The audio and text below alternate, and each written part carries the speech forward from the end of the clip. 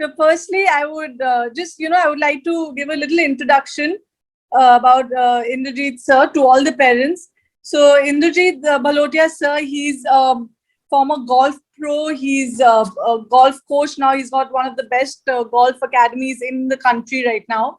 And he's a qualified sports psychologist. He's mentored the Indian junior golf team, and he's helped a lot of different sports people across like all different sports at the national and international level. So I'm really thankful to you, for coming and doing this for the tennis kids. And I think this, this is something they don't. They always have questions, amongst themselves. Even to me as a coach, they come and ask. But I think you're the right person who can probably help them with a lot of queries that they have. They're all keen parents. Their kids are. Most of them are playing at the tournament level right now. The youngs like 10, 11, 12-year olds, and right now they're competing at the national level. And so I think this is something that's really going to benefit them. Right. So thank you, Shivika. Thank you for having me. One of the main things that I wanted to tell parents is sports science is so important. And I'll just give you a little background. In 1986, 87, Leander's father was always my mentor. So he used to guide me, and I started playing internationally at the age of 17. And in 86, 87, Leander's father actually asked me to go and train at a sports science center in America, and that's where Leander used to train. He still goes there, a place called LG, on sports psychology as well as fitness and nutrition. So nothing to do with the skill. And and I paid them a lot of money. In 1980, 96, my father spent a lot of money for me to go and train there. And I came back to India and I won the largest golf tournament in the history of Indian golf. And Oh, wow. I made 10 times the money that my father spent in that 1 year. And I was in the top 3 in the country, and made the World Cup team and everything, so on and so forth. So sports science is so important, and I'm so glad, this, I'm not just saying it. I know Shivika for many years, but I've seen her play, but I don't know her that well. But I must compliment her on one thing, because she understands what sports science is all about. And there are very, very few tennis academies in India which actually looks at the fitness, the nutrition, the mental toughness part, which is extremely important. And it's more important in tennis because I play a lot of tennis, though I'm not very good, but I play club level tennis. And I know that, tennis, it's more important to have these things right, because you start and you start peaking very early. Like in a sport like golf, you can peak at 25, 26. In tennis, by the time you're 15, 16, 17, you're more or less kind of set with your career, whether whether you're going to actually take that as a career. So I'm going to keep this session very interactive. But before I get into your questions, I just wanted to make a few points to parents, and that is setting goals. Because we have a golf academy, and I have parents coming to me. The child has never played golf, and they say, "Oh, I want my son to be a professional golfer. I want my son to play for India. I want my son to, be a top player." That's like taking a child to a cricket academy and say, "I want my son to play for India, for the Indian cricket team." Same thing, I'm sure it happens in the tennis world also, but it's not as simple. So what you need to do is actually go and find yourself a good coach, find yourself a good academy where you put your child there, and then the coach starts assessing the player and starts setting little goals. So if you want your child to be, say, top 100 in the world, you have to set a goal over the next 3 months or 6 months that he needs to go and play the nationals or the state level tournaments. Then 1 year down the line, he has to be playing the national. So, you've got to set a plan, a goal with targets with the coach. It's a three-way relationship where the coach, the parent, and the child, all three have to have their dreams in sync. So it can't be that the coach says, oh, this child is brilliant and he can be a world champion, but the parent says, no, no, I want my child to just enjoy. Or a parent comes and says, I want my child to be a world champion, and the child wants to be a singer or a guitar player, and he's not interested in the sport. Or it may be a situation where even the parent is really keen, the child is really keen, but the coach probably feels that the child may not become a world champion. He'll be a good club player, because everyone is not built to take a sport as a career. So all three have to be on the same page. That is extremely important, and it's a relationship where a parent, a coach, and the player has to understand what their roles are. When a parent starts coaching just because the Williams sisters were trained by the father, doesn't mean that every parent can create a Williams sister. So the parents, once they go to a coach, they have to have some kind of a trust. And when you go to a coach, you got to invest in a certain amount of time to see the progress. I know a lot of parents who can afford it. They go coach hopping across the country, going to the most expensive coach in Chandigarh, then to Delhi, then to Bombay, then to Bangalore, then come back here. And they go shopping for a coach. They think that money can buy you success. Unfortunately, in sport, money can't buy you success. It can buy you good equipment. It can give you an opportunity, but eventually it's the talent and the hard work of the child with the effort of the coach as well as the parent, which actually creates that environment where the child can improve. So, I'm going to be open, Shivika, even you can come with questions, parents can come with questions. And while we are talking about it, I will also talk about mental toughness. If there are kids, I think there are some kids online.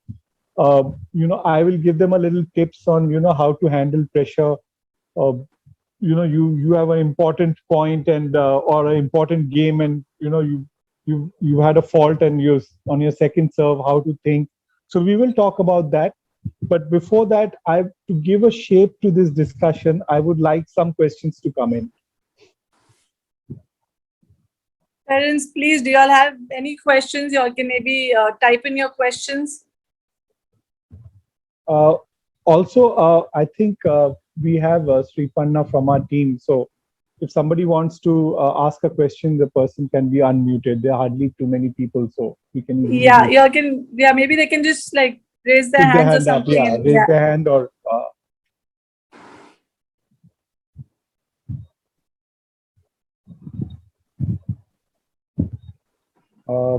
I don't think there are any questions.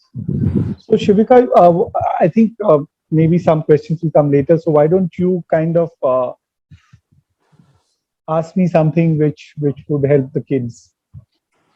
One of the questions I want to ask is how much time do you think the parents should give their kids to kind of figure out or realize that if this is something their child really wants to excel in, or this is something they're good in? I mean, how do they, what's the time frame? So, see, I think, you as the coach or whoever's training them has to be the person who's actually going to be guiding the parents, saying, you can't promise a child that, you're going to be a superstar. We can't promise even the most talented kid. So, as a coach, we always say that, we'll try and help you be as good as you can be. So saying that, what is very important, I think, is by the time you're 11, 12, in tennis especially, you should be playing, you should be reaching, say you want to be a top 100 player in the world. So you should be somewhere in between, in the top 10, 15 in the country in your age category or your state. And, and you got to see, I think as a coach, you also have to assess whether physically, because there are 2-3 areas, one is the skill, one is the physical part of it. We Indians sometimes lack more in the physical part than anything else, because Indians are generally very skilled anyway. But sometimes, we lack in the physical part of it. So we don't push our kids enough, I think, in the physical part. But I think by the time you're 11, 12, 13, you got to take a call. So if you want your child to be a top 100 in the world, and if the coach says yes, go for it, right? So by the time you're 12, 13, you're in class 8, 7, 8, you got to take a call. You can't be saying that I want him to get 95% as well as, become number one in India, because there has to be a trade off at some point of time. And I think a good coach and an honest coach, someone who believes and who understands students. Shivika, you played internationally, so you have a big advantage, because as a teacher, I think those who have played at a certain level, I'm not saying in the highest of level, but at least at some level or international level, when that person becomes a coach, it becomes a lot easier for them to guide a student, not only on the technique part, but even the mind part, how to think, how to prepare for a tournament, how to travel for a tournament. So that is something that what you can give. You played internationally, so when you're playing abroad, how to pack, what all to be ready with, what medicines to carry, little things that you can do. But coming back, I think by the time you're 12, 13, latest I think 13, because you're physically also developed to a certain extent. But by the time you're 13, you got to take a call. And if you think that your child wants to be in the top 100 or in the world, or top 20 in Asia, or even top 5 in India, I think you'll have to be ready to sacrifice a little bit of the education. I'm not saying quit education. There are a lot of ways, through correspondence, through open schooling, but you will have to take a call. You can't have best of both the worlds, Shivika. Yeah. So there are two questions in the chat box. First one is from Neeta Bajoria ma'am, and the question is, how can we know more about sports science and apply them on our kids? So you got to go. You got to go to. You got to go to professionals, right? Uh, you can even unmute.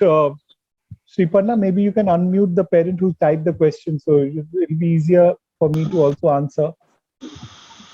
Yes, I do.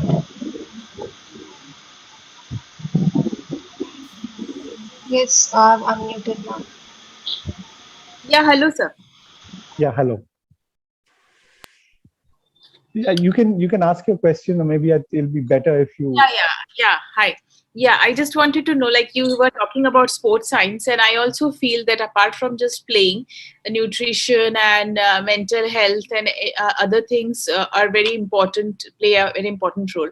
So, like, how to go with that, like how to know about them and then apply in the daily life. So see, this is a start. I mean, Shivika's. I think I must congratulate Shivika, because today's talk is just a start. But I'm sure Shivika's working towards having a sports science team of our own, and I'm sure if when we are interacting a little more, this won't be the last session that we are doing, but definitely Shivika will help you identify a good nutritionist. So a sports nutritionist is very important, because a regular nutritionist, a clinical nutritionist, and a sports nutritionist are completely different. A sports nutritionist is someone who helps a healthy person perform better. And a clinical nutritionist will help a person with diabetes, will help a person with blood pressure. So they are helping sick people. But here a sports nutritionist is going to help you perform better, concentrate better, eat the right thing to get stronger. So it's a completely different ball game. So you need a good nutritionist. You need a good physio. I'm sure Shivika already knows a lot of physios. You need a good fitness trainer who's not a gym trainer, but a fitness trainer. Somebody who knows tennis, who knows the footwork of tennis, the explosive power that you need in serving, things like that. So you need a good fitness trainer, and you need a sports psychologist, someone who understands sports. So like I've been working with I've worked with a few tennis players from Pune, and there's one more teacher, Radhika Kanifka. So I worked with her students, and So, you need a good sports psychologist, and that kind of makes a full team. And I'm sure Shivika is already working on it. And see, the best thing is if an academy gives you all these things under one roof, because if you go looking for a nutritionist, a sports psychologist, something, and to put the whole thing together is going to become a problem for you. And I'm sure Shivika, today Shivika has me because she's already working on that team. And nothing comes cheap. So when you go to a good team, parents will have to agree to pay a price for that. And if you want good people in the team, so there will be a charge to it. And eventually maybe sponsors will come in, and we can look to raise funds for helping all the children, or creating a program. More the kids, the lesser it's going to cost. But definitely you need a team of these 3-4 people of fitness, nutrition, as well as mental toughness to have your child get the best opportunity. It's not only skill. Yes. And we will definitely work on this. So even once we are done, I'll be talking to Shivika, and I'll be also trying to help. I'm sure she knows a lot of the people anyway, but we will definitely work towards this.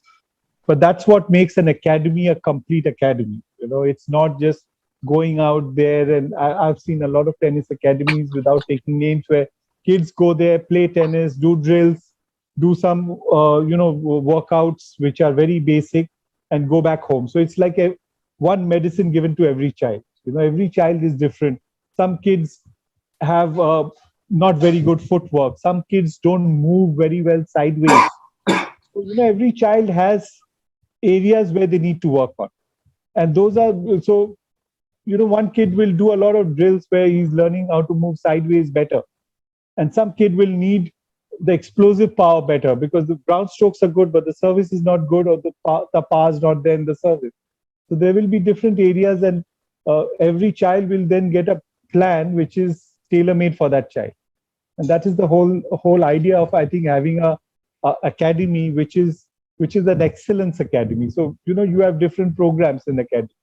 You have beginners, and then you have a section where you are working on excellence, on kids who want to do well. I'm sure every parent who's attending this is obviously ready to take the next step. Otherwise, you won't be coming out here and listening to this discussion. Thank you, Mr. Balotia. Right. Is there any other question before I go on to? Yes, sir. There's another question from Shrinya Sarkarwal. You can unblock, right? So, how to control attitude on court while playing matches and tournaments, especially when I'm losing? Yeah, so that's a very good question. That is the toughest thing to do. And if you watch the players, if you watch a lot of tennis players, who's your favorite tennis player? Sir, Serena. Okay, so whoever is your favorite tennis player, you got to learn from their body language. There are 2-3 things, especially when you're not doing well, which you need to do. One is obviously keep your body language always very positive. So you walk with your shoulders back. You don't look like you're defeated, you're losing, and your energy levels are down. So you have to fake it. If you fake it, you start believing in it. So body language is very important. 2 is you'll have to learn to live in the present tense. That's very difficult, but that is why meditation is very important. Anyone who works with you will tell you how important meditation is, because it helps you control your mind. And what your mind needs to do is focus on every point at a time. So if you can reach a level where you're focusing on every point at a time, and furthermore, every shot at a time. So only the ball that's coming to you and the shot in hand is your only focus, and you're not looking at what happened in the past or what will happen in the future. So what is fear? The fear is the main thing about fear is when you go into the past or the future. You fear when you think that, oh, I've lost badly in the past, or that person's beaten me, or every time I'm in a position like this, I lose, I choke. So you go into the past, or you go into the future. Oh my God, if I win this tournament, my name will come in the papers, or I have never beaten this player in my life. if I win this, my mother's going to buy me, or my father's going to buy me a new pair of shoes, or I'm going to get a new tennis racket, or if I win this match, I will get to travel. So you're going into the future. So either you go into the past or you go into the future. The best way, trust me guys, it's almost impossible to do, but you got to work towards it. So you have to live in the present. So focus on the point in hand, focus on the shot in hand. So if you're serving, you focus on the bouncing of the ball and the ball toss, and you focus on hitting a good serve. The ball coming to you, you focus on returning that shot. So if you focus on the shot in hand and live in the present tense, handling pressure is going to become a lot easier. So when you're up, why when you're losing? Sometimes when you're up and then you lose 2 points and then it's downhill. What happens is you think, what if I lose? What if I lose? I'm in a winning position. What will happen if I lose? I'm going to get a shouting from my father. My mother's going to shout at me. I'm going to get pulled up by my coach. All kinds of thoughts start coming to your mind. I'll go to school and everyone in school will say, again, you had a chance to win and you lost. You won the first set and you lost the next 2 sets. So moment the mind goes back and forth, past and future, you fall under pressure. So the best way to handle pressure is to try to be there. See, it's not easy. So there are different ways. You could be humming a song, you could be visualizing yourself. So positive visualization plays a very important role in every sport. So I maybe not today, but maybe one day I can just do a session with you guys on positive visualization, where you're going to visualize you playing a match against somebody you've never beaten, and you're going to picture yourself winning that match. If your backhand is weak, you're imagining yourself you're hitting backhand winners. So if you're not a good volleyer, you start picturing yourself. Okay, so guy, how many kids are there, Shivika, in the group? How many kids are there? Right now, 3, I 4? think, yeah, there are about 5, 6, yeah, about 6, 7 Okay, kids are there. okay, so I'm going to give you kids a practice. Okay, so just listen to me carefully, and then we're going to do this. It's going to be a 15, 20, 30-second practice. Shivika, you can also do it with the kids. Yeah. Is everybody has a weak part of their game, right? Weaker rather. May not be weak, but not so good. So it could be a forehand, it could be a backhand, it could be a serve, it could be a volley, or a backhand volley, or a forehand volley, whichever is your weak part. Now I want you to close your eyes and just for 15-20 seconds try to hit that shot perfectly. So if you get a negative picture in your mind that you're not being able to hit it, try to hit it again and try to hit it again till you get a perfect shot. Okay, so you're closing your eyes and your weakest shot, you're trying to hit it perfectly, and see if you can visualize it. Okay, so I'm giving you about 30 seconds. I'm not going to talk, but try to visualize it, and then you can open your eyes. The toughest shot that you find very difficult. So try to visualize hitting that shot well.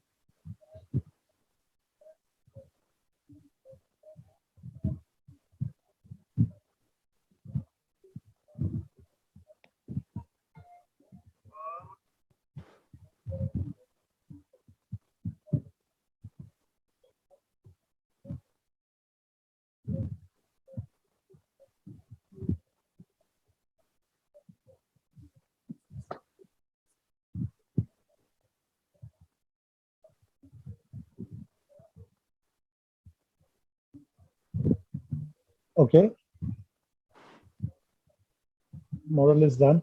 Okay, now I'm going to give you the second practice, another 20-25 seconds.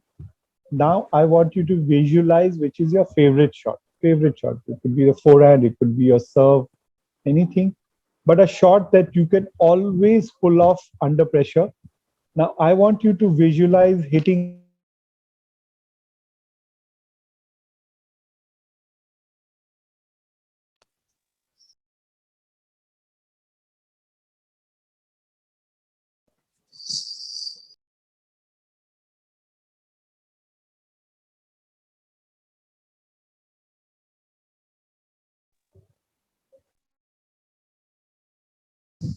Sorry, I think I got muted.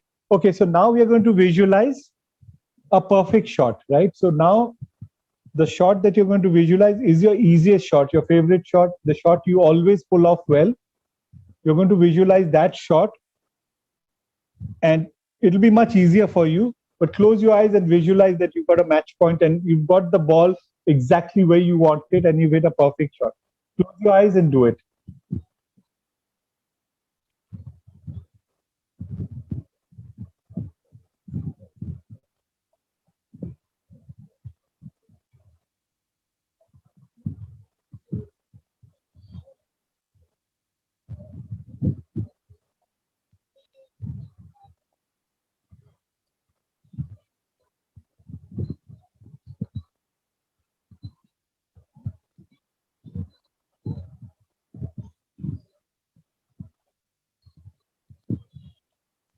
Did you get it?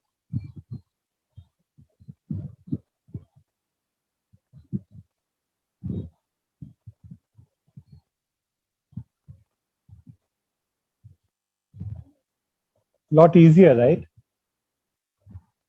Easier to visualize the favorite shot? Show me a hand, thumbs up. Yeah, it is, right? It's always easier, and it's always tougher to visualize something that you're not comfortable playing. And this is what positive visualization does, you know. So you practice your back. So say your backhand is weak.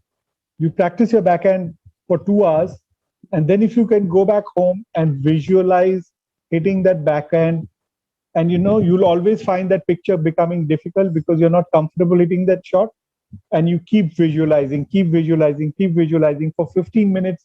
You only visualize yourself hitting the backhand. Sometimes, you know, a running backhand, sometimes just something that is sitting up. Different situations.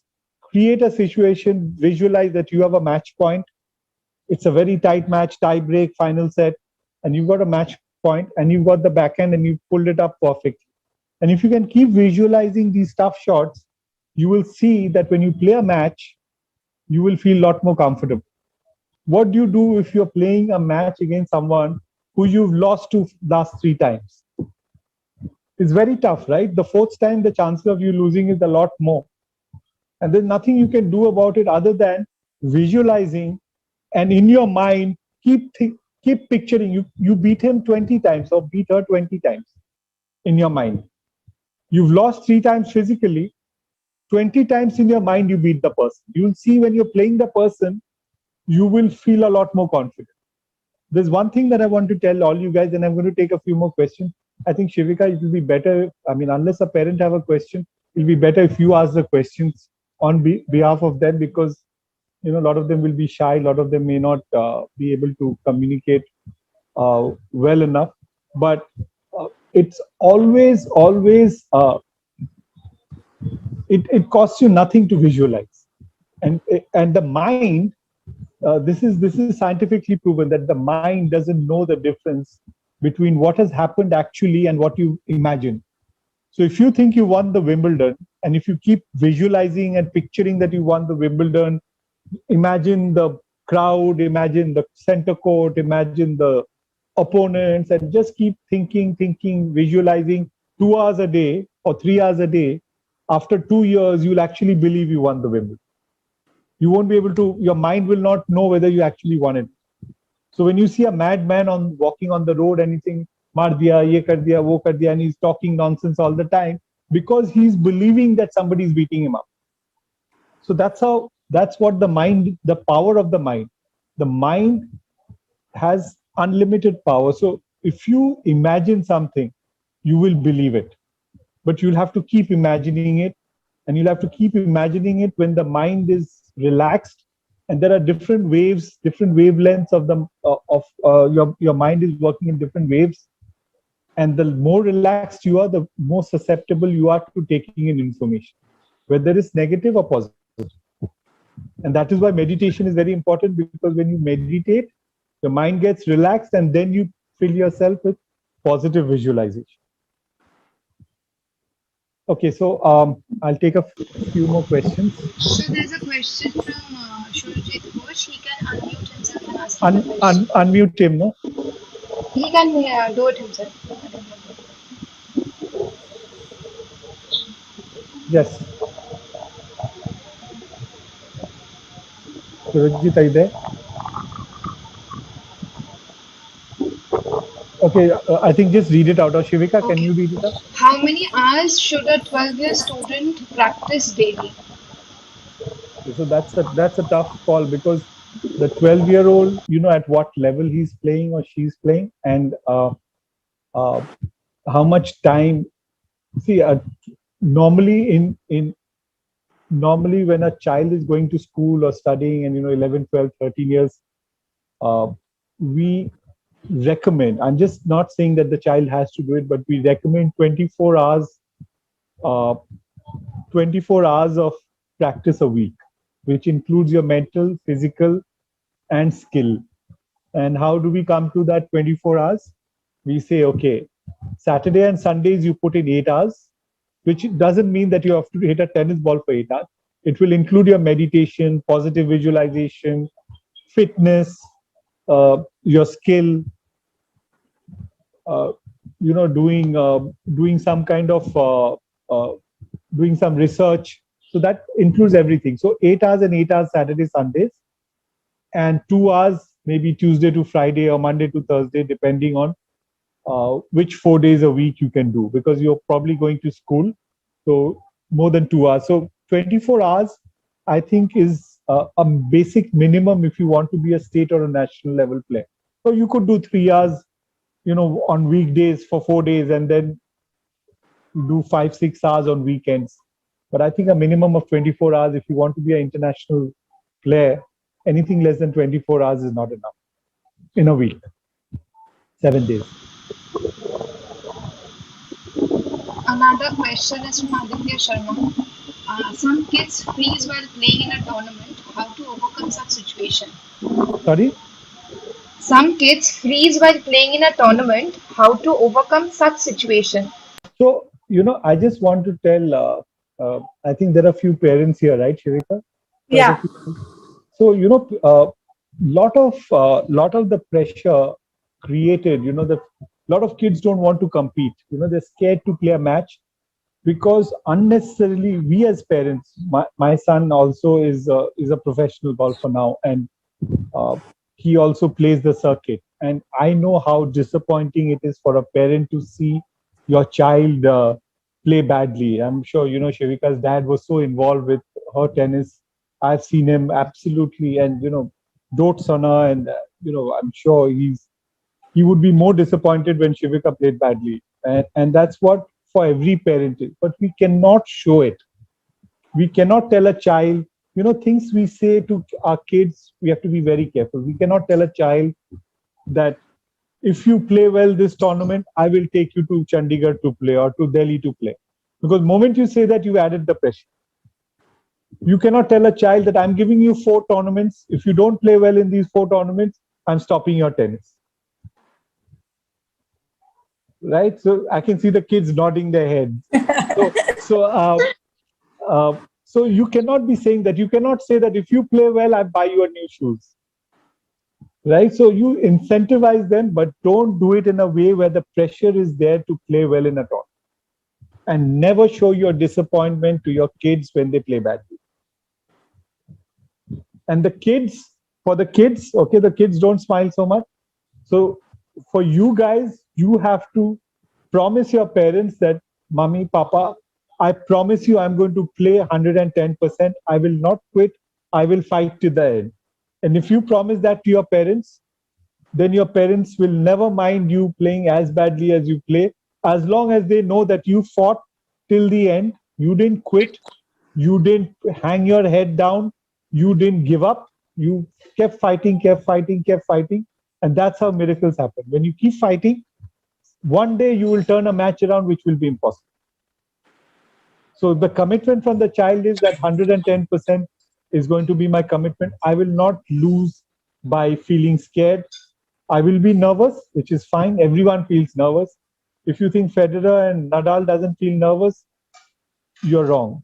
Nadal is as nervous playing a 200 seed as anybody is.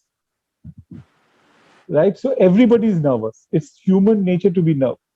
But when you play, you got to fight, right? You will feel sick in the stomach. You will feel like throwing up. I know when I play tournament, I felt like throwing up in the morning. I couldn't have my breakfast in important tournaments. But that's the way it is. I mean, you have to still go and fight. Once you're on the court and you start knocking, all the nervousness goes out, and there you're ready to play 100%. So the parents cannot tell the child that, if your father tells you that, or your mother tells you that, beta, I've brought you so far from a tournament, I've spent so much money, now you better play well. There are times when we say that without realizing, and that adds more pressure to the kid. You're taking your child to play in Malaysia, and you're telling your child that I brought you all the way here, we spent so much money, your dad has taken leave from office, and I have given up all my work, and I brought you here. And now you better play well. What you've done is you've put so much pressure on your child that the child is anyway nervous. Now he's more nervous because he doesn't want to let his parents down. Right? So as a parent, it's important we tell them that, son, or daughter, beta, I don't care. I want you to go out there and fight and play your best. Win or lose, I don't care. And I'll love you as much whether you win or lose. And I really don't care. As long as you go out there, enjoy yourself, compete, play hard, play 100%, and don't quit. That's if you keep doing that, if you go and enjoy, okay, why, all you kids need to understand that why do you play tennis? Right? If I ask you guys why you play tennis, all of you, I'm sure, will say you love playing tennis. Right? You'd rather be playing tennis than doing anything else. So whenever you feel that, why am I competing? Why am I playing? I don't feel like playing the match. You ask yourself that one question: why am I playing tennis? Because I love it, right? Because I can't imagine myself doing anything other than playing tennis. I would rather be playing tennis than going to school, doing something else, or going to an office, or sitting in behind a desk. So if you love playing the sport, then you'll enjoy competition. And when you go to compete, you are excited about competing. Never get negative, never get scared of competition. No champion is ever scared of competing. All champions have one trait which is same in all of them, is every champion loves to compete.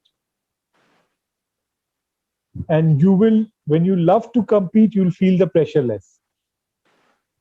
And don't let peer pressure. See, there are 3-4 areas that you'll get pressure. One is from your parents. It's very easy to tell your parents that, Mommy, Papa, I'm going to go out, I'm going to play my best. Please remember that I'm going to play my best. So don't think that I'm not trying. I'm trying my best. Whether I win or lose, I promise you that. Right? Don't look at peer pressure. Your friends, what will your friends think? And I'm sure most of you, I'm sure Shivika, being a player herself, would never put pressure on you to perform well. So if you don't play well, you say, okay, never mind. And I'm sure anyone who's competed as a coach at a high level will say, okay, never mind. Let us study why you didn't play well, and let us put those things right, so that in future you don't make that mistake again. Whether it's mental, whether it's skill, whether it's stamina, whether you've not kept yourself hydrated, whether you've not had the right thing to eat. So you got to see why you lost the match or you played badly, and you got to plug those loopholes. So every match should be a learning experience. If you keep repeating the same mistake every match, that means you're not doing things right, and you're not learned your lessons from the matches that you've lost. Any other questions? Yeah, I think one of the parents has a question. Can you unmute Srinya Sarkar, please? Yes, sir. Yes. Yeah. Hi, hello, sir. Hi. I have a question. Since this teen age is a very vulnerable age, so sometimes they come through a lot of distractions and all. So how to keep them focused? Like if really one wants to become a player or national level That- or an international level, so how to keep them focused for That's future? a really good question, and I'm glad you asked that because that's something I always talk about. See, if I always tell parents that if you have to wake up your child in the morning to practice, that child will never make it. So the drive has to come from inside. What we as parents have to do, you see, every kid, when your child is 11, 12, 13 years old, 12 years old, 11 years old, they already have a dream, right? To play well in, to be a great tennis player. So they must have a target, an ultimate goal. I want to win the Wimbledon, or I want to be top 100 in the world. And it's okay to dream, guys. If you say, if a student comes to me and says that I want to win the Wimbledon, okay, I will not laugh at him. But what I'll tell the child is that, listen, you don't have to go and tell 100 people. You can tell your parent, you can tell your coach, you can tell your psychologist or your trainers, and that's about it. Now you want to win the Wimbledon, right? So if you want to win the Wimbledon, you have a picture, you paste a picture of the Wimbledon trophy in your cupboard. And every time you're losing motivation, you look at the picture.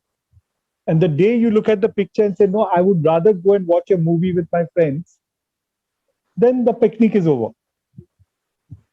So, eventually why you'll have only one out of 10,000 people who are successful. Why? Because that drive has to come from inside. So you have to have the carrot that is hanging in front of you, your final ultimate goal. And only when you're ready to follow and go towards that goal obsessively, otherwise lower your standards. If you say, okay, I don't want to win the Wimbledon, I want to be top 20 in India, under 18. Okay, it won't take much to be top 20 in India, and winning the Wimbledon or being in the top 100 in the world, that's a different goal. And being top 20 in India in your age category is a different goal. It's okay to dream to win the Wimbledon. You want to be the first woman singles winner in the Wimbledon, dream, go ahead and dream. But then be ready to do what it takes. And you don't have to spend crores of rupees doing it. Indian coaches, trust me, are as good as any coaches in the world. So you don't have to take your child to Florida to train for your child to win the Wimbledon.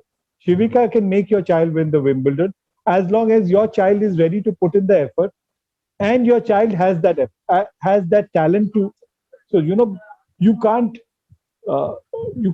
make somebody who's not talented enough to win the Wimbledon. You can make him top 50 in India. But if today the coach says, yes, your child can win the Wimbledon, you're ready to go for it. You're ready to take that risk and give him or her that opportunity. And the child is talented enough and the child is motivated enough. Trust me, you cannot motivate your child beyond a certain point. Then you start dreaming for your child. So your child has to have that dream. And if he has that dream, all you have to do is just show him that picture that, beta, this is what your goal is. You want to win the Wimbledon. Don't forget that. And then your child says, no, mommy, I'd rather watch the Netflix movie till 12:31 and chat with my friends till 2 in the morning. I'm happy waking up at 9 and, doing my homework and then going and playing tennis. I want to be a good tennis player. It's fine. I want to be a good tennis player. I want to be a national level player. I want to play for India in the junior level. I want to wear the India colors once, any age category. Those are dreams that are easily achievable. I mean, relatively easily achievable. But that's why I said, when you set a goal, you have to share, you have to work towards it. You have to have a plan. You cannot say, I'll win the Wimbledon, but I'll play 1 hour a week, 1 hour a day. I'm going to play 6 days a week. 1 hour, ma'am, I can only play 1 hour because I have homework, I have this, I have that, I live far, wo. So I can only put in 6 hours a week. But I want to win the Wimbledon. So your goal and your action is not matching. And that is where we all go wrong. we as parents always go wrong because we are dreaming something and we are doing something else. Sometimes we are dreaming and the child is not dreaming. You see all the cricket academies. Trust me, all the cricket academies, you will find 90% of the parents are thinking their child will be Tendulkar. Child is not interested. Father's dragging the boy at 5 in the morning, the boy is rubbing his eyes like that, and the child is getting dragged to the cricket academy. Because the father's thinking, Beta Tendulkar banega. Beta saying, Papa, I want to sleep 2 more hours. So when you dream, when you set a goal, you have to, the effort you put in has to match. And you don't trust me, parents, I'm telling you today, Indian professionals are moved into top 50 in the world, top 100 in the world with Indian golf coaches. I'm talking about the golf. And it's possible with tennis also and every other sport. The advantage with Indian coaches are, they're very, very, Indians are generally very smart people, and they're very people who study a lot, people who do a lot of research. So we Indians, if you see in all the world stages, scientists, everything, Indians are right up there. So you don't need to go searching. You don't need a American coach to make your child a great player. As long as you find a coach who also believes in the student. So if you find your coach doesn't believe in your child, then you go looking for another coach. But you need a coach who's going to put in that effort also into the child, just the way the child is putting in the effort, and the parent's main role is to financially help, obviously take care of the child and give emotional support. Emotional support, positive support is more important than anything else for a parent. You don't become a coach, you don't pull him down, you don't shout at him when he plays badly. When you do that, and trust me, as a parent, I have also gone through things where I couldn't hide my disappointment when my son played badly in a very important event which he could have easily played well. It's very disappointing. But you cannot express it in front of the child for his sake or her sake in the future. Because that will play in the back of his mind when he's playing, that mommy is going to be really disappointed and mommy is going to be upset. Not necessarily shout at me, but my mother and father is going to be very upset. And that is going to be a hindrance to the child while the child is competing.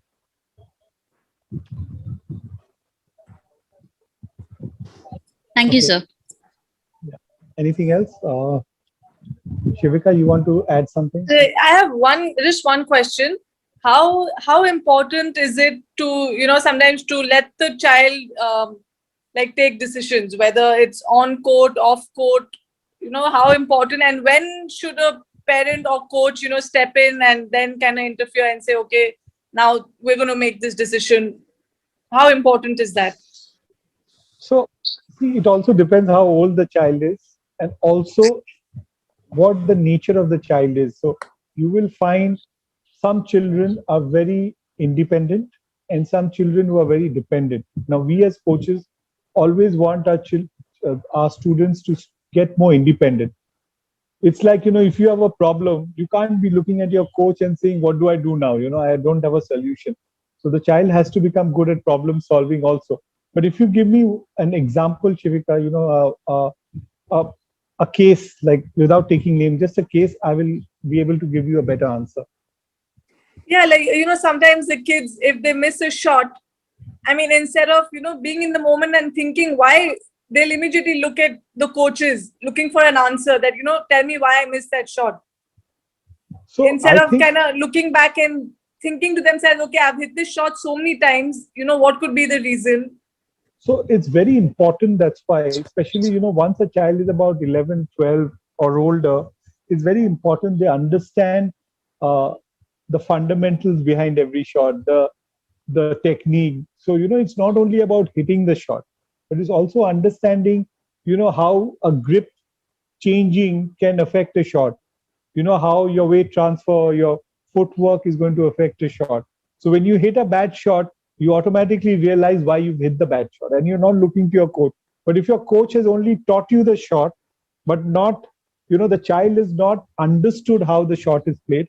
So I think, as the kids get older and more understanding, they need to. So when we teach also, we need to be a little more asking the kids for the answers, trying to make them understand the theory behind or the reason why we are telling them to do things.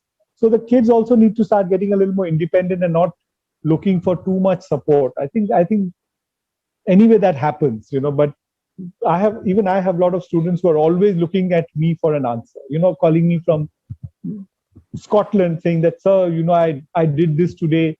How do I correct it? Now, it may be a very simple grip issue, so. There's like sometimes also, they'll hit an amazing shot, but they don't believe it unless a coach or a parent from outside tells them, okay, that was a great shot. How can they believe, like when they've done something good, how can they appreciate that? How can they appreciate themselves for doing that? So see, that's again, it's a lot of self-belief, Shivika. I remember even in my younger days, I've won a lot of professional tournaments, and there were times when I won and I didn't believe. I was looking for excuses to tell myself that you got lucky, and that guy didn't play the event. If he had played, I wouldn't have won, or because the weather was such that it gave me an advantage. So you look for excuses for yourself to tell you that you got lucky and you did that.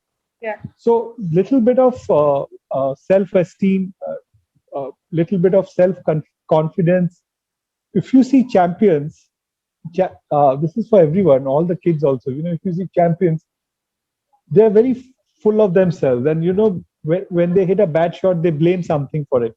So if you see even a guy like a Federer or a Nadal, they miss an easy shot and they're looking at the court as though they got a bad bounce, right? So they look at it the other way. They blame something else. So that way the confidence, and maybe I've gone off your question a little bit, but it's somewhere related. Yeah, so they get the confidence by blaming something else. I'm not saying find an excuse to do badly, but it always helps in competition that when you hit a bad shot, don't be too hard on yourself.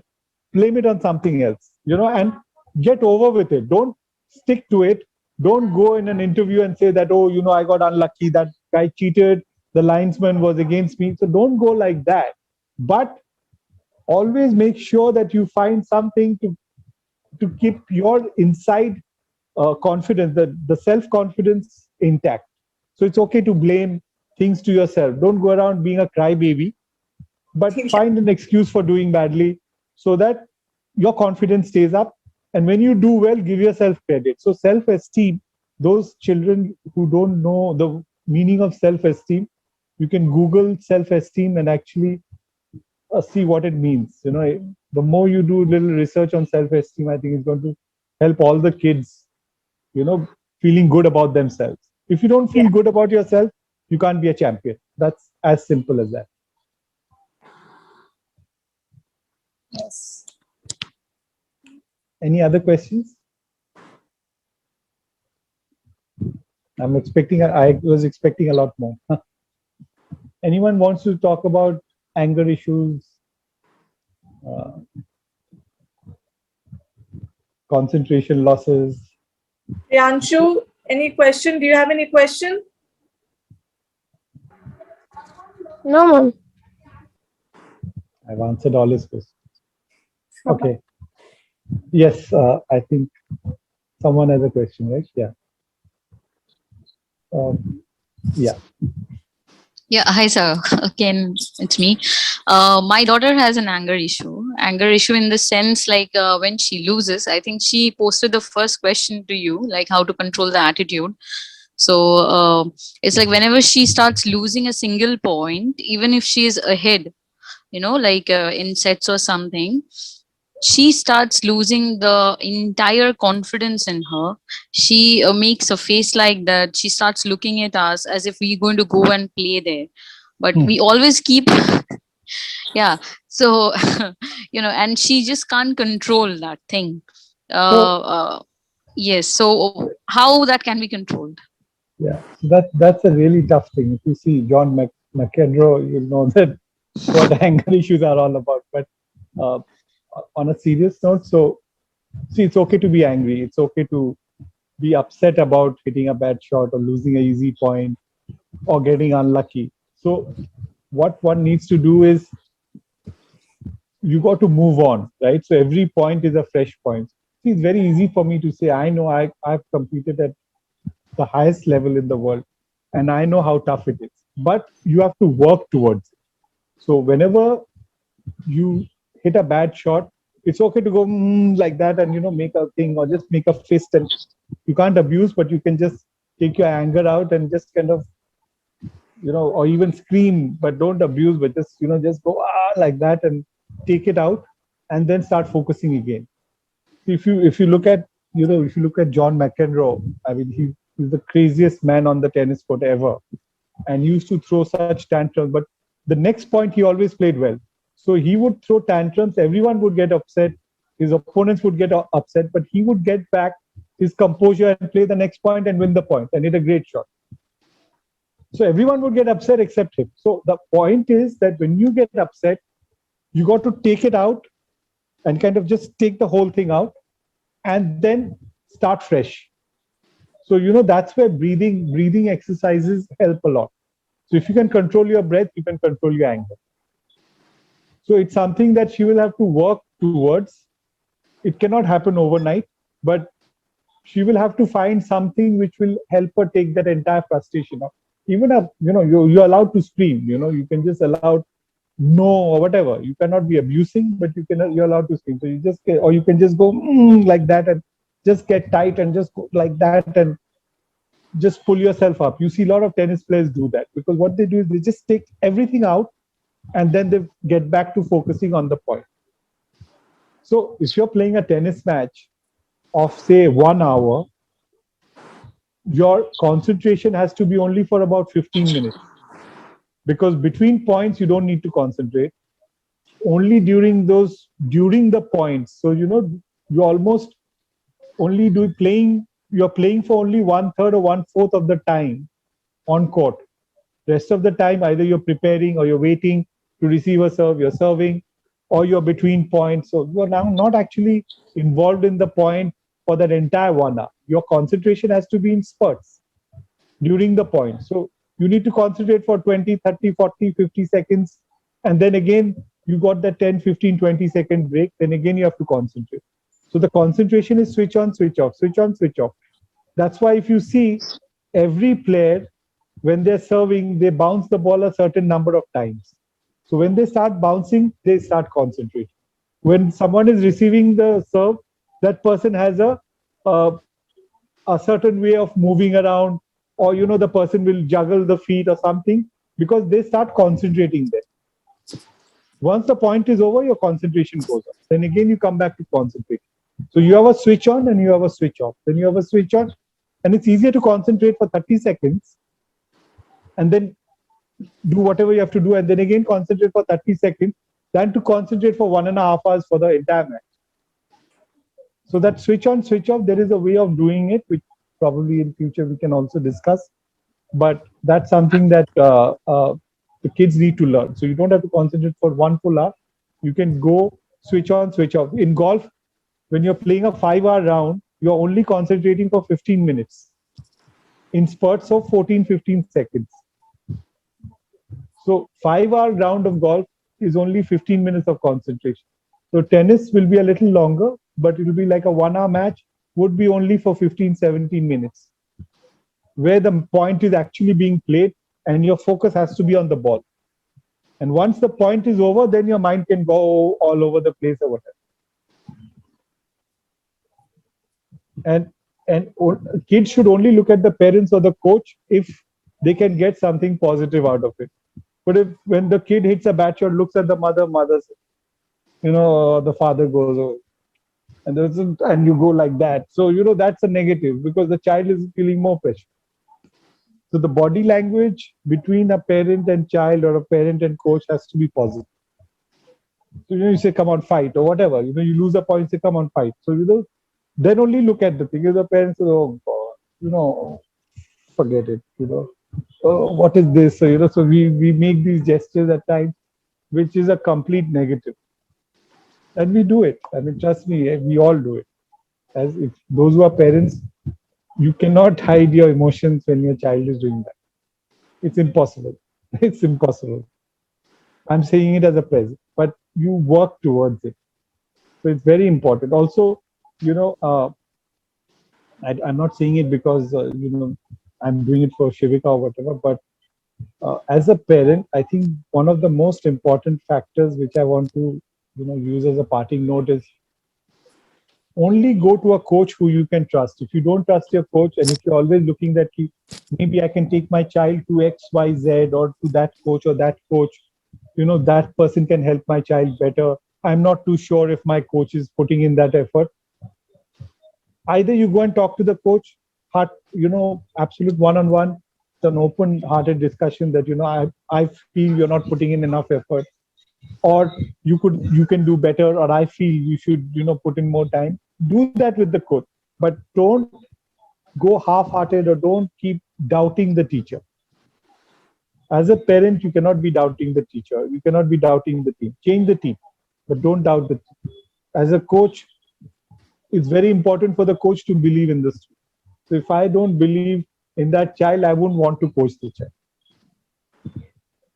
So only if I believe that the kid can do well, I would want to coach the kid.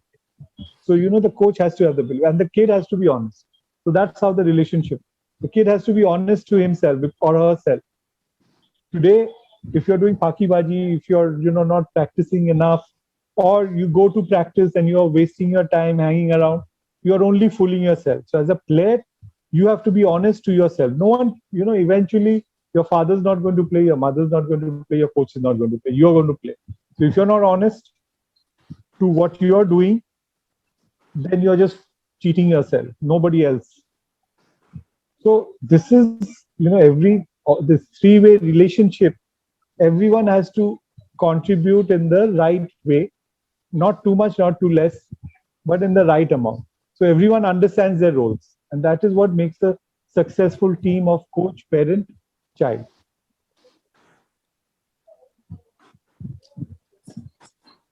Shivika? Thank you, Yeah. sir. Thank you so much, sir, for that. That was extremely helpful. Okay, I've got a So there's question. another question from Anandatta. How to maintain consistency in performance even at practice level? Okay, so you must be very, your discipline. See, consistency comes from discipline. After that, I think there's a question from Nidhi Sharma. So to be consistent, one of the most important factor is to have discipline. So, your discipline means that I will do my practice at this time. I will do my fitness. I will do my meditation. I'll do my yoga, whatever. Everything has to be systematic. And then you have your fun and games time, that is separate. But you have to be regimental in your approach to your day-to-day affairs. If you can do that, your consistency is also going to be there. If you're not going to be consistent in your day-to-day daily life, then you will not be consistent in your play. So consistency is a way of life. It's a habit. People who are consistent are more focused, are more consistent in the way they do their daily thing. Eating junk food, eating this, eating that, drinking cokes. So, little things, they all add up to your discipline. And once your discipline is better, your consistency will automatically be better. I think Nidhi Sharma has a question.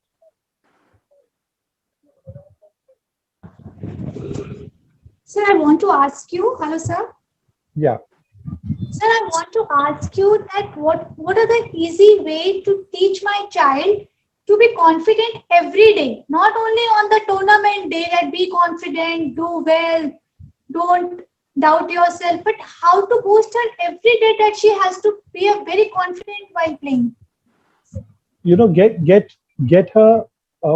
There's something called creating some positive memory bank. So either on the computer or on a notebook, she can start making notes on a day-to-day basis on all the good points that she's played, all the good shots that she's hit. So, create a lot of good memories, day-to-day good memories. So when you have a whole bank of good memories, it becomes easy to, when every day you read those memories, what will happen is you will be focusing on the good things rather than the negative things. So all sports psychologists actually tell their students, their players, to create good memories and to record them. So, you could create a notepad on your phone. You could have a notebook. It's always better to write. So, you have a notebook where you write all your good performances, good shots. You're playing a match, even you're playing with your friends and you're playing a friendly match and you hit a brilliant winner when on match point. So make a note of that. Just write it down how you hit the brilliant winner. So when you create a memory of lot of good things automatically and you keep reading it, you will see that there'll be a lot more positivity. That's one of the best advice I can give anybody on that. I think there's another question. Yes, Ayan Datta has raised his hand, so I think he has a question. Yeah. My name is Arnab. I'm Ayan's father, actually. Yeah. So we have a question. One side, we're talking about putting the kid focused about tennis and all those things. So sometimes what we find, we stretch ourselves in giving a lot of inputs, even beyond the tennis courts to the kid. So there should be, ideally, there should be any kind of a melt and cool down period for a kid for an exercise session, or how do you suggest on that? Can you just elaborate on that a little bit so that I'll understand the question better? Let's say a kid has gone for a training session, or let's say a 2-hour training session in the camp. He gets a lot of downloads from the coaches to how to play, how to improve upon the point, defend upon that. Then what happens sometimes, we as a parents getting more involved, we keep on adding more inputs while maybe at home and all, in the house itself, giving them more inputs on that. So generally, what we find is that the time period between the next 2 sessions, maybe the 2 days and the next session, how much time should we give? Generally, a kid should have, a 10-year kid should have a mental cool down about this particular thing. As a parent, I think, as a parent, to give inputs on the skill part of it is not really advisable. I think as a teacher, the teacher should be doing the job. Some of us, I deal with a lot of golf parents who are decent golfers themselves, but the job about playing tennis, I think, should be left with the coach more. If you want to discuss what they've learned, you can always talk to the children, but you can also talk to the coach. So it's always good to have an interaction with the coach to understand. If you really want to understand, what the coach is training and all. But I don't think it's a great idea for a parent to get too involved on the technique part of playing the match. If you want to talk about the mental part or the emotional part, as a parent, the child should always feel that it doesn't matter to my father or mother how I've played. Okay, my father will love me as much, but what my father wants me to do is never to give up, to always fight, always put in 100%, not to put in a half-hearted effort. So the child should only feel that the parent's involvement is up to that much. But as a parent, I don't think it's very important for me to know whether his backhand is actually really good or not. If that becomes the case, then I think there is a gap between the parent, child, and the coach. So I think we should stay off the technique part. Was I able to answer your question, or you want me to kind of say something? Just to add on to this particular thing, not talking about technical point, maybe talking about tennis in a more of a longer period of time, maybe a session, then home, then maybe talking about longer period of time. So at some point of time, there should be a mental cool down for a kid from break even from tennis and then switch over. Yeah, definitely. Also, you got to take the cues from your kid. If the kid wants to talk to you about it, then you should, hear him out. But if the child is saying, no, Papa, let's not talk about it. So, basically what happens, the mental cool down, what you're saying. So there is something called a burnout, right? There are a lot of youngsters who burn out. I know kids who are better than Tiger Woods at the age of 11, and then they quit playing golf, right? So if the father used to compare Tiger Woods at 11 and this kid at 11, Indian parents I'm talking about. And this kid's performance was better than Tiger Woods when Tiger Woods was 11. By the time the kid is 17, he's quit golf. So what I'm trying to come to is, see, the burnout happens when the child is not enjoying it. So if your child is enjoying talking about it, then you can talk 24 hours about it. But if the child is not enjoying talking about it, then let him be till, he kind of cools down, and then you can again talk to him about it. So you got to actually take it depending on, how much the kid wants, how much engagement the kid wants from you. So to get that thing from the kids on how much they want to talk about it. Thank you, sir. There was one more question, I think.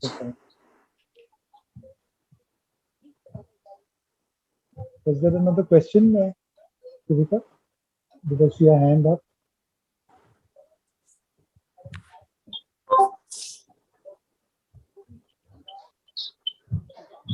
Okay, so Shivaka, is there anything you want to talk about, or do we finish off now? Yeah, I'm I happy think. to take another question. No, I think if any of the parents have any questions, otherwise I think you answered most of the important questions that as a coach I would have, or the parents, the questions and concerns the parents had. Yeah, but I just want to finish up with one thing. As a parent, as well as a student, as a player, you have to make sure that you remember why you're playing tennis. And that is the most important point that everyone should remember. Parents should remember why the child is playing tennis, and the child should remember why he or she is playing tennis. It's because you enjoy it, right? You love it, and you love it more than you love anything else. And that's the reason. And if you remember that, then you'll never feel burnt out, and you'll always enjoy it. The day you stop enjoying the game, the day you find your child is not enjoying tennis, you've got to be concerned. And you got to see why that's happening. Because that is your first red button that is pressed, that there is something wrong somewhere, that my child is not enjoying tennis. The child should be ready to go and play tennis 24 hours a day. Should be wanting to watch tennis, play tennis, talk about tennis, be excited about tennis. And if that is not happening, then probably there's an overdose, or there is a pressure to perform, and the child is not looking at it as a sport anymore, and is looking at it as a career option, which is then becoming a stressful issue. Right? Thank you so much. If you have queries, we can always talk to Shivika, and I'm sure we will be working on something which will be on a longer term basis with her academy. So this is not the last interaction, I'm quite sure of that. And just make sure that your kids are having fun, and everything else will be taken care of. Right? Thank you so much, sir, for this Thank you, sir. session. Thank you. We Thank you really for having me. appreciate this. Thank you so much. Thank you. Yeah, thank you. Thank you so much for answering all our questions. Thank you very much. Thank you. Good night. Thank you. Good night. And also this session, I think, will be available on YouTube. So Shivika, I'll share the link with you, so Okay. some of your students who missed it out could see it. Great. I'll do that. Right. Thank you so much. Take care. Thank you. Thank you. Bye-bye. Bye. Bye, ma'am. Bye. See you. Bye, See you. everyone. Hey, everyone. Bye.